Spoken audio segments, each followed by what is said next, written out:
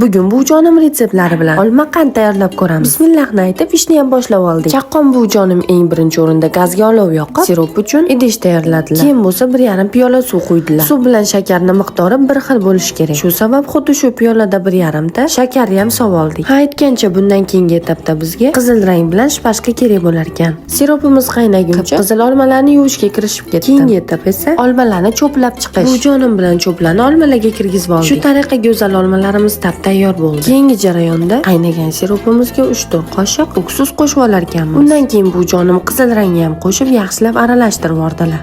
Yana bir muhim joyini aytib o'tib ketaman. Idishimizni yog'lab olishimiz kerak. Bo'lmasa qandlarimiz yopishib qoladi. Mana shu bo'ldi mana. Va nihoyat shundan keyin chiroyli olmalarimizni siropga botirib oldik. Aslida eng qiyin jarayon ham shu ekan. Uksus sabab sirop juda tez qotadi. Qotishdan oldin hamma olmalarni botirib ulgushingiz kerak. Shu tariqa olma qandlarimiz tayyor bo'ldi. Degustatsiya jarayonlarini ham boshlab yubordik. Tirlashni aytmaysizmi buni? Mazasini tatib ko'ramiz. Qani, bismillahirrohmanirrohim. Наконец-то men ham tatib ko'raman. Qancha zo'r. Qo'llaringiz dard ko'rmasin. Jonim zo'r. Bu videoni sizga olma qand qilib beradigan yaqiningizga yuborib qo'ying. Videoga like bosib, menga obuna bo'lishni unutmang. Bundan qiziqlari hali oldinda.